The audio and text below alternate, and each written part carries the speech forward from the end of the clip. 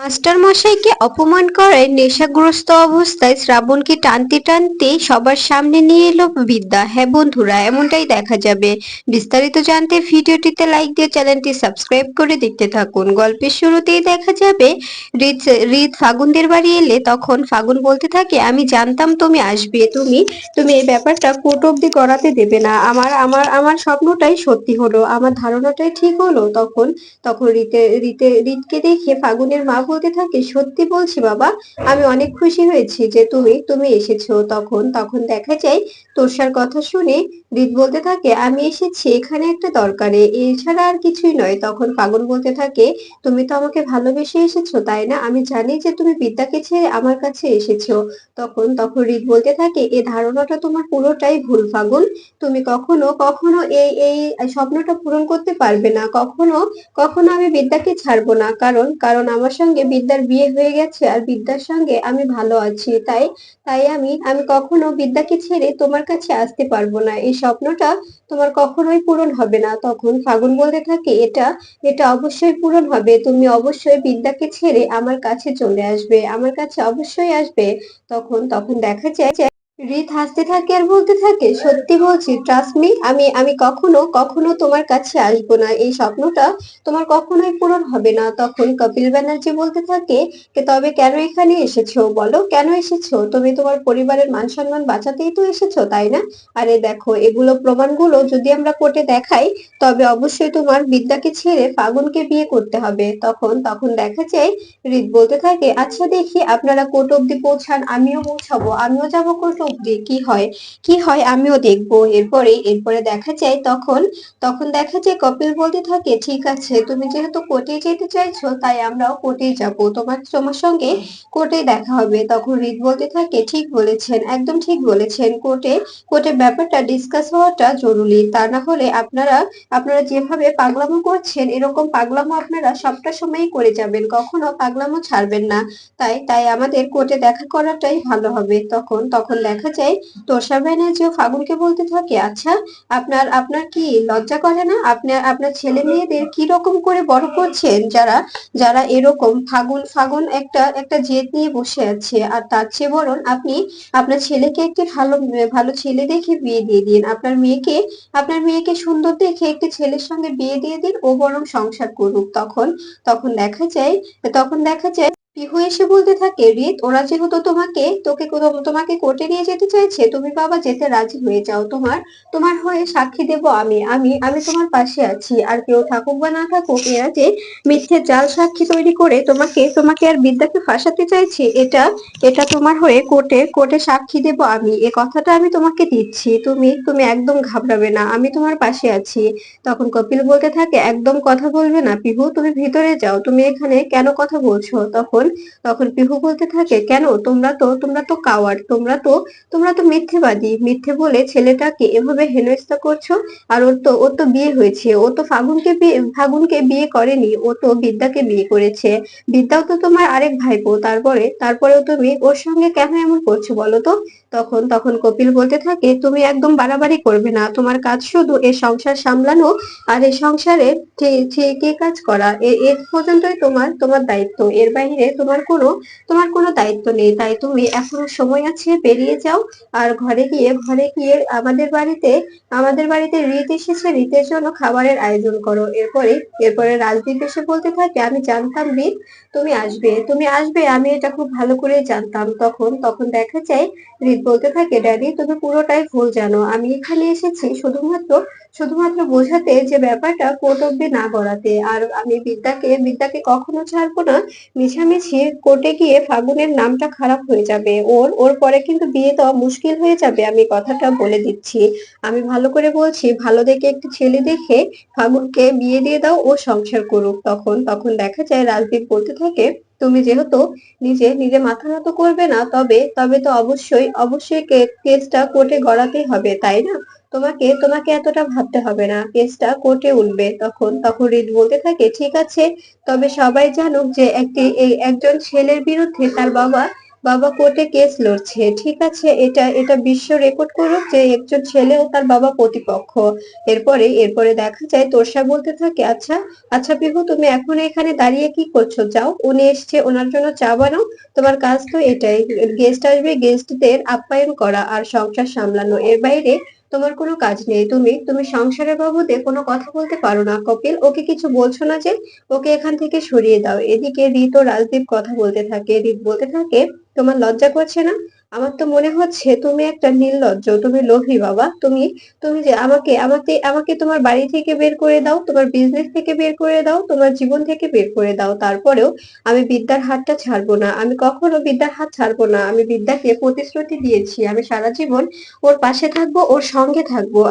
আমি কখনো ওর হাতটা ছেড়ে দেব না। আর তোমরা যাই করো না কেন, আমি আমি কিছুতে ওর পাশ থেকে সরে দাঁড়াবো না, এটা মাথায় রেখো। তখন তখন রাজদীপ বলতে থাকে, অবশ্যই সরতে হবে। তুমি তুমি না সরলে বিদ্যা তোমার জীবন থেকে সরে যাবে, একেবারে হারিয়ে যাবে, ওকে আর কেউ কখন খুঁজে পাবে না। তখন তখন বিভু বলতে থাকে, আপনার লজ্জা করছে না এভাবে ছেলের সামনে ছেলের বউকে মারার হুমকি দিচ্ছেন? জানো বাবা, ওনারা ওনারা বিদ্যাকে মারার প্ল্যান করছে। এটা এটা আমি সাক্ষী, আমি সবটা সাক্ষী দেব। তুমি কোর্টে যাও, কোর্টে যাও তুমি, আমি সবটা সাক্ষী দেব। তখন তখন দেখা যায় তখন তোরসা বলতে থাকে, কি ব্যাপার পিহু, তুমি এখনো এখানে দাঁড়িয়ে আছো? আর কপিল, তুমি ওকে কিছু বলছো না কেন? ওকে বারবার বারবার এখান থেকে যাওয়া যেতে বলা সত্ত্বেও ও কেন বারবার এসবের মধ্যে কথা বলছে? ওকে কথা বলার রাইট কে দিয়েছে? তখন তখন দেখা যায় কপিল পিহুর হাত ধরে টানতে টানতে ভিতরে নিয়ে যেতে থাকে। ঠিক তখনই হৃদ পিহুর হাতটা ধরে ফেলে আর বলতে থাকে, যদি বাড়ির বউকে ভালো না বাসতে পারেন তবে তবে প্লিজ হাতটা ধরবেন না। আর যদি যদি ধরেন তবে ভালোবেসে ধরবেন। এই কথাটা আমি আমার মা আর বিদ্যার কাছ থেকে শিখেছি, তাই না বাবা? তখন তখন দেখা যায় ফাগুন বলতে থাকে, অনেক হয়েছে, অনেক ন্যাকামো হয়েছে এখানে। ঠিক তখনই শ্রাবণ নেশাগ্রস্ত অবস্থায় বাড়ি ফিরলে তখন হৃদ বলতে থাকে, এই তো আপনার গুণধর ছেলে সারা রাত নেশা করে পুলিশ স্টেশনে কাটিয়ে সকালে বাড়ি ফিরছে, আর আপনার মেয়ে, ওই মেয়ে এরকম করে সিন ক্রিয়েট করছে একটি ছেলের যে গলায় জোর করে ঝুলে যেতে চাইছে। আপনার ছেলে মেয়েদের আপনি ঠিক এমনই তৈরি করেছেন। আর দেখুন বিদ্যাকে, মা ছাড়া বড় হয়েছে, তারপরেও মেয়েটা মেয়েটা কতটা কতটা নরম, কতটা বুদ্ধিমতী, কতটা কতটা নিজের উপর ডিফেন্ডেড। তখন তখন দেখা যায় রিত আরো বলতে থাকে, তোমরা তো সবাই মিলে প্ল্যান করেছো, এই যে নেশা করে এসেছো, এখন ফ্রেশ হবে, ফ্রেশ হয়ে কোর্টে যাবে, কোর্টে গিয়ে কোর্টে সাক্ষী দেবে যে তোমার বোনকে আমি বিয়ে করেছিলাম, সবটা মিথ্যে প্রমাণ দিবে। এদিকে দেখা যায় রায়া বিদ্যাকে বলতে থাকে, ম্যাম, আপনি আপনি আমাদের কেস করতে বারণ করলেন, আমরাও কেসটা করলাম না, আর আর আমাদের প্রতি উল্টো কেসটা করে দিয়ে গেল। আমার দাদুর উপর কেস করলো, আপনার উপর করলো, এখন কি হবে? তখন তখন বিদ্যা বলতে থাকে, তোমরা একদম ভয় পাবে না, তোমরা যাও, সবটা সবটা পঙ্কজ বাবু দেখে নেবে। তখন তখন দেখা যায় ছাত্রছাত্রী বলতে থাকে, ম্যাম, পঙ্কজ খাসনবিশকে ট্রান্সফার করে দেওয়া হয়েছে, পঙ্কজ খাসনবিশ আর আর পুলিশ এই থানার দায়িত্বে নেই। তখন তখন দেখা যায় মাস্টার মশাই বলতে থাকে, হ্যাঁ হ্যাঁ প্রফেসর বিবি, পঙ্কজ খাসনবিশকে এখান থেকে সরিয়ে দেওয়া হয়েছে, প্ল্যান করে রাতারাতি ওনাকে ওনাকে ট্রান্সফার লেটার দেওয়া হয়েছে। তখন বিদ্যা এই কথাটা শুনে অবাক হয়ে যায় আর বলতে থাকে, এসব কি বলছেন? রাতারাতি এমনটা করলো? আমি জানি এটা রাজদীপ চ্যাটার্জির কাজ ছাড়া আর কারো কাজ নয়। আমি কিছুতেই ওদেরকে ছাড়বো না, ওদেরকে আমি কিছুতেই ছাড়বো না। তখন তখন দেখা যায় মাস্টার মশাই বলতে থাকে, আমি বুঝতে পারছি না দিনে দিনে এই সমাজটা কোথায় গিয়ে দাঁড়াচ্ছে, কোথায় গিয়ে তলিয়ে যাচ্ছে। আমি কিছুই বুঝতে পারছি না। এভাবে এভাবে আস্তে আস্তে যদি সমাজটা মাটির নিচে তলিয়ে যায় তবে কি করে হবে বলুন তো? তখন তখন বিদ্যা বলতে থাকে, তোমরা একদম ভয় পাবে না, আমি তোমাদের পাশে আছি, তোমরা একদম ভয় পাবে না। দরকার হলে আমরা পুরো কলেজ গিয়ে থানার সামনে ভিড় করব, আমরা পুরো কলেজ গিয়ে থানার সামনে হই হুল্লোড় করব। তখন দেখা যায় মাস্টার মশাই বলতে থাকে, আমরা আমরা নিজেদের নিয়ে ভয় পাচ্ছি না, আমরা ভয় পাচ্ছি আপনাকে নিয়ে। আপনাকে যদি ওরা কাস্টাডিতে নিয়ে নেয় তখন কি হবে? তখন তখন বিদ্যা বলতে থাকে, কিচ্ছু হবে না, আমি সবটা দেখে নেব, আপনারা কোনো চিন্তা করবেন না, সবকিছু ঠিকঠাক ভাবেই হবে। তখন তখন দেখা যায় মাস্টার মশাই বলতে থাকে, কোনো কোনো সমস্যা হবে না বলছেন? তখন বিদ্যা বলতে থাকে, হ্যাঁ মাস্টার মশাই, কোনো সমস্যা হবে না, আমি দেখছি কি করা যায়, আপনারা নিশ্চিন্তে থাকুন। আর আর ভয় না পেয়ে থানায় ডাকলে থানায় চলে যাবেন, আমি সবটা সামলাবো। এরপরে রায়া কি বলতে থাকে, কি রায়া ভয় পাচ্ছো? তখন রায়া বলতে থাকে, না ম্যাম, আপনি থাকলে আমরা কখনো ভয় পাই না। এরপরে দেখা যায় বিদ্যা বিদ্যা রাজদীপ চ্যাটার্জিকে ফোন করলে রাজদীপ চ্যাটার্জি বলতে থাকে, কি ব্যাপার আমাকে ফোন করলে যে? তখন বিদ্যা বলতে থাকে, কাওয়ার্ডদের সঙ্গে আমি কথা বলতে চাই না, কথা বলার ইচ্ছেও নেই, কিন্তু কিন্তু বলতে হচ্ছে। রাতারাতি রাতারাতি ট্রান্সমিটার লেটার পাঠিয়ে দিলেন, তাড়াতাড়ি এভাবে পঙ্কজ খাসনবিশকে সরিয়ে দিলেন, তার মানে মনে হচ্ছে আপনার আপনার অনেক ভয় করেছে, তাই না? ভয় পেয়েছেন, তাই তো? তখন রাজদীপ বলতে থাকে, একদম একদম মুখ সামলে কথা বলবে।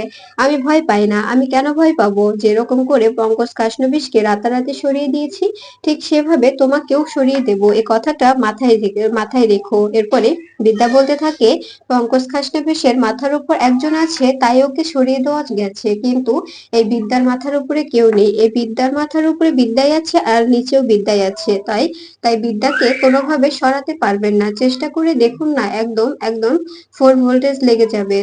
তখন দেখা যায় এই কথা শুনে রাজদীপ চ্যাটার্জি চমকে যায় আর বলতে থাকে, আমি ছাড়বো না, কিছুতেই ছাড়বো না। এভাবে এভাবে অনেক দিন কাটিয়ে দিয়েছো তুমি এই কলেজে, আর কলেজটা বাঁচিয়েছো, এবার তো কলেজটা অবশ্যই ভাঙতে হবে, কলেজটা ভেঙে আমরা ওখানে একাডেমি তৈরি করব, দেখি দেখি তুমি কি করে আটকাও। তখন দেখা যায় বিদ্যা বলতে থাকে, ঠিক আছে, দেখি আপনি কি করে কলেজটা ভাঙতে পারেন, এটা এটা আপনার সঙ্গে আমার চ্যালেঞ্জ রইলো। আপনি যদি কলেজটা ভাঙতে পারেন তবে ভেঙে দিন, সমস্যা নেই, আপনি আপনি ভাঙতে পারেন। এই বলেই ফোনটা কেটে দেয়। এরপরে দেখা যায় বিদ্যা নিজের অফিস রুমে এসে বসে বসে ভাবছে স্টুডেন্টদের কথা। এখন বিদ্যা কি করবে? বিদ্যা কি করবে এখন? কি করে সবটা আটকাবে? পঙ্কজ খাসনবিশও নেই এখন, সবকিছু হ্যান্ডেল করতে হলে বিদ্যাকে কোনো একটা প্ল্যান বের করতে হবে। বিদ্যা বারবার রাজদীপের কথা, স্টুডেন্টদের কথা, সবার কথা ভাবতে থাকে। এরপরে দেখা যায় বিদ্যা বলতে থাকে, আমাকে যে করে হোক একটি প্ল্যান বের করতে হবে, কি করে প্ল্যানটা বের করব আমি ভাবছি। আমি কিছুতেই আমার স্টুডেন্টদের ক্ষতি হতে দেব না, আমি কিছুতেই আমার স্টুডেন্টদের ক্ষতি হতে দিতে পারি না।